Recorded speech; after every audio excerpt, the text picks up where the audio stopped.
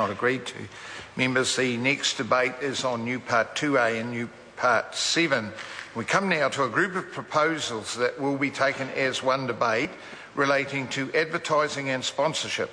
These comprise Te Ura Flavel's amendments proposing New Part 2A and new Clause 58A set out on SOP 81, Ian Lees-Galloway's amendments proposing New Part 2A and new Clause 220 and new Part 7 set out on SOP 91, and Dr David Clark's amendment proposing a new Clause 220A set out on SOP 115.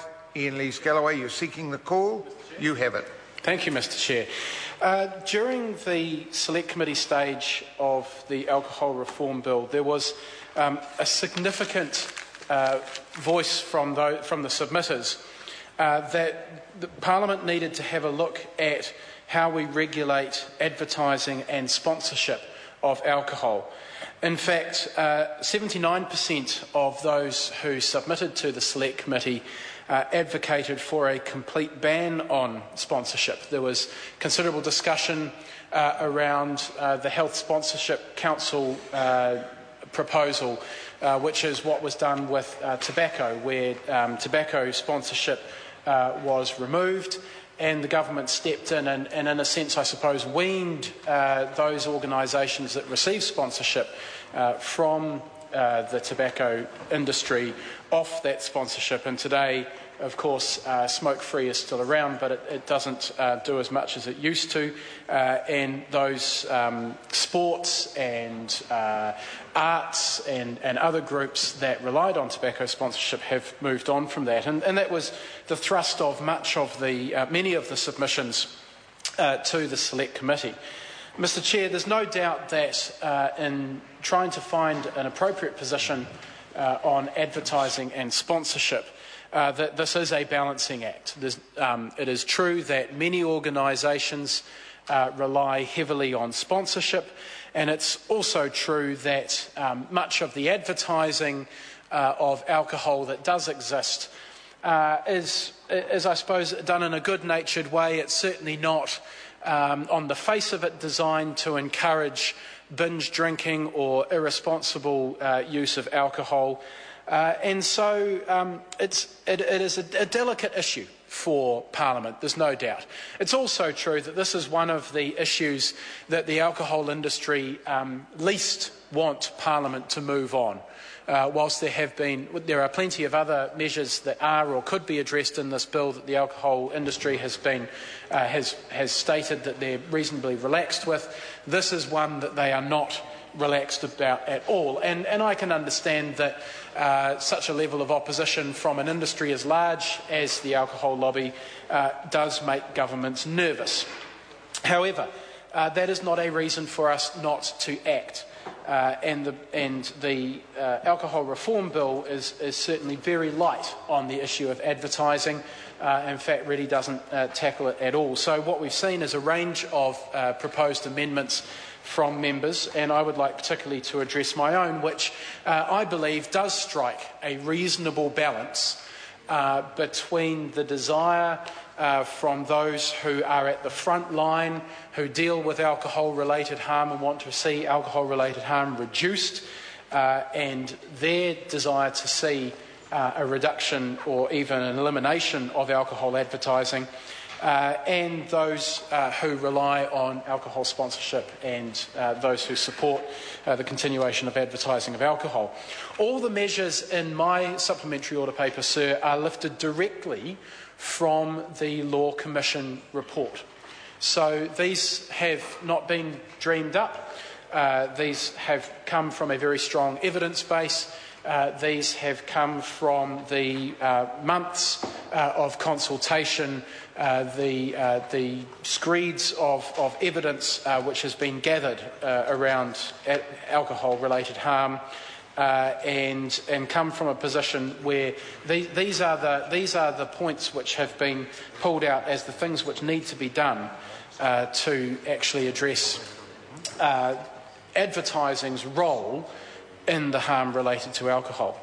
And so what my SOP would do is initially to do a few things which are targeted and which are easy to achieve in the short term, and then set up the mechanism by which the government and Parliament can take a longer term approach to what is the appropriate way to tackle alcohol advertising and sponsorship, and to see whether we might eventually reach the point where we have the Health Sponsorship Council model, or whether we might reach some other point, but done in a logical and considered manner over a number of years, because what we're trying to achieve here is something which is lasting, something which will last the change of governments, something which will not need to be revisited again in the future, Mr Chair. Ian Lees-Galloway. And my concern is that if we move too far, too quickly, then there will be a temptation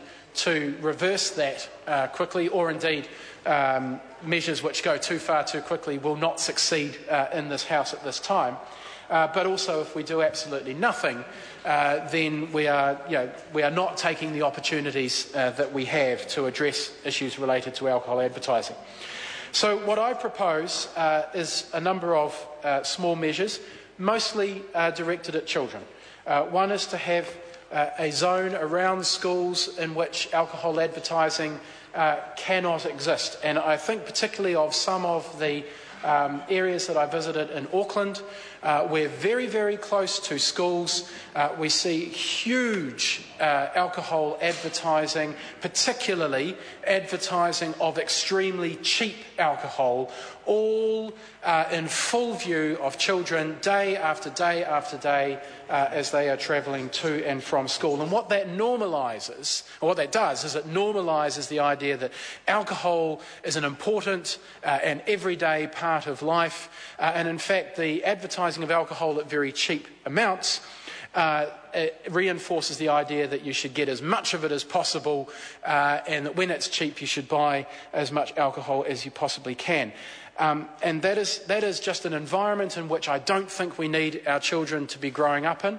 It is an environment which encourages an unhealthy attitude and relationship with alcohol, and it can easily be nipped in the bud with that simple measure. The second is simply to shift the television advertising watershed to 9 p.m. Not a big shift, but a recognition that many young children are awake to a much later hour and are watching television to a much later hour, and it's to remove, as is already the intention from having a watershed in the first place, is to remove that advertising from television at a time when young children are likely to be able to see it. The third is to remove alcohol advertising at cinemas where the film being shown is not an R18 film. Again, there is no need for young people to be bombarded with alcohol advertising. There is no need for parents to have to put up with taking their kids to a film, a genuine kids film like Finding Nemo, or any of the number of kids films that are on during the holidays, and to have yourself and your children bombarded with advertising for alcohol or alcohol outlets at those films.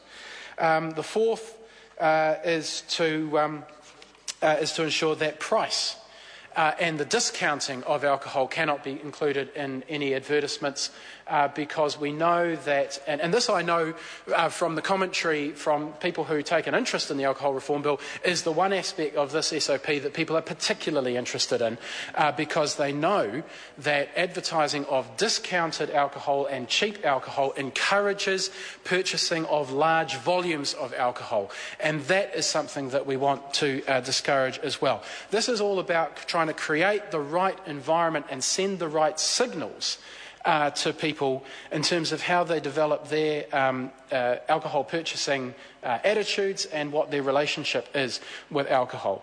Finally, what my SOP would do is to set up an alcohol advertising reform committee as envisaged by the Law Commission that would operate over a period of 5 years to look at the bigger picture, whether or not we want to continue with alcohol advertising in New Zealand, whether or not we want to continue with the sponsorship of things like sports groups like the All Blacks, teams like the All Blacks? Do we want that close relationship between alcohol and our greatest sporting heroes to be something that children grow up with in New Zealand? Because what we create through alcohol advertising and sponsorship is a belief that alcohol is closely related to success and social normality. And that is something that we want to uncouple. We want children to grow up in New Zealand believing that it's possible to be successful socially and that it's possible to engage in sport and it's possible to go to school without alcohol being all pervasive around them. And that is what my SOP seeks to achieve. I know that there are other members who want to move faster, who want to see this happen now, but I believe my SOP strikes the right balance, Mr. Chair. Mr. Chair. Kevin Haig. Well, thank you, Mr. Chair. And indeed, picking up from